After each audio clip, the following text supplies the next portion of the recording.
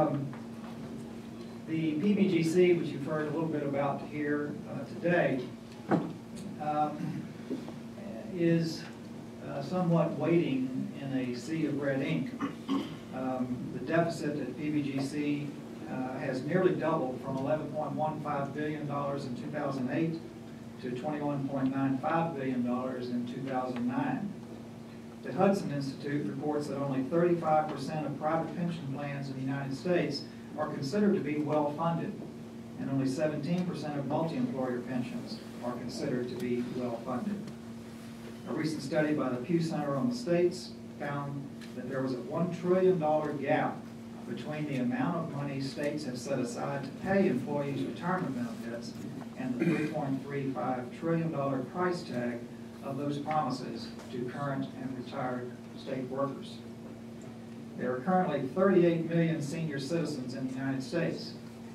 That number is expected to nearly double in the next 20 years. So the crisis facing America's pension plans will only deepen unless something is done. This thorny issue is made more complex by the different issues involved in the various different types of pensions that we have in the country. But to be certain, within all of these plans, we have the makings of a crisis with the real possibility of a taxpayer bailout in the future. So, to help us understand these issues, we have a panel of distinguished experts in the field that will share with us their thoughts today. I'm going to introduce all of them and then ask them one by one, if they would, to come to the podium, to the lectern, to deliver their remarks. First, Andrew Biggs. Andrew is a resident scholar at the American Enterprise Institute, where he explores retirement pensions and fiscal policy. Previously, he was the Principal Deputy Commissioner of the Social Security Administration, where he oversaw Social Security Administration's policy research efforts and led the agency's participation in the Social Security's Trustees Working Group. He has investigated the trade-offs involved in meeting Social Security's projected budgetary shortfalls.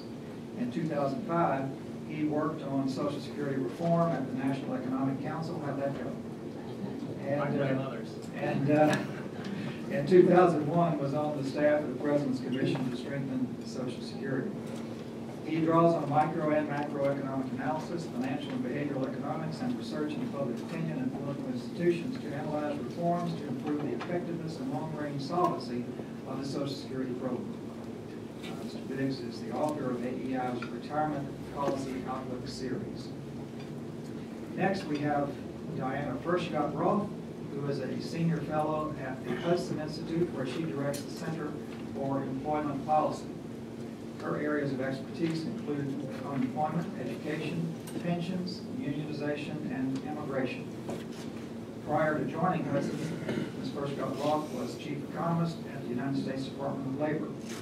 From 2001 to 2002, she served as chief of staff of the President's Council of Economic Advisors under President George W. Bush.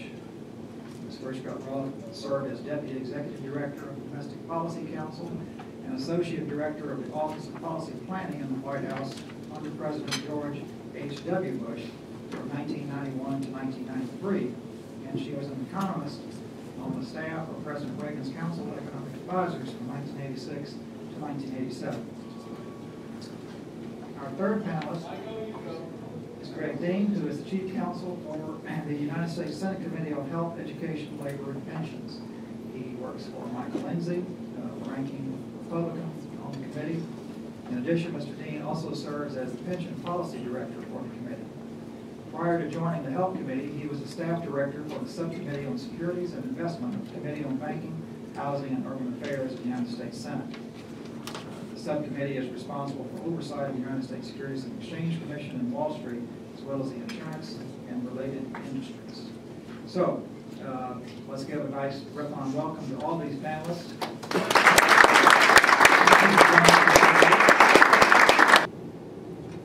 Yes. Let me ask from the point of view of a state taxpayer. Since the states are required to balance their budgets, and we've got this unfunded liability out there, and they have laws that say they're mandated to pay these pensions, what eventually happens? Does it eventually happen that the taxes have to go up to pay these pensions? And, you know, what do taxpayers do about that, besides elect different representatives?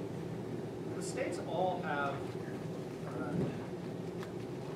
at the state level, they all, I'll differentiate between a solvency problem and a liquidity problem. They've always had a solvency problem, where you say, okay, the present value of their assets is far below the present value of their future liabilities.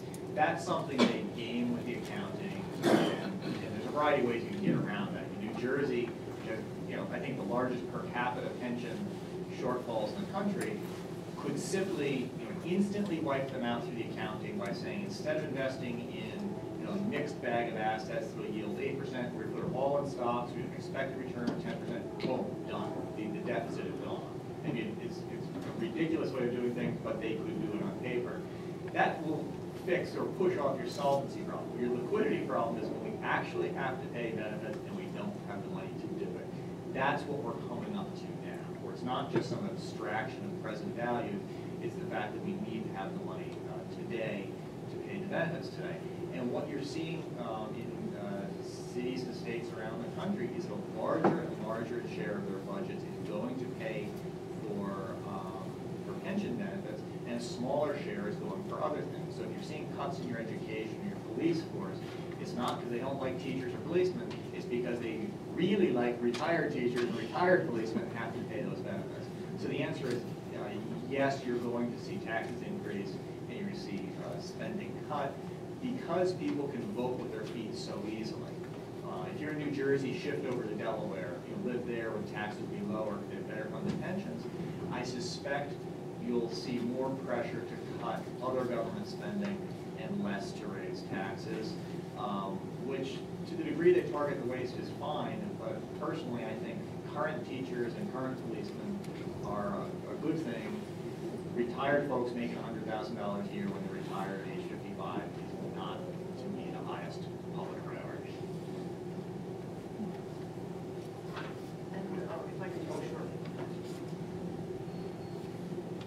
And I know it seems startling to say this, but if a state were to declare bankruptcy, then it could renegotiate the existing pension contracts, and some thought should be given to that also.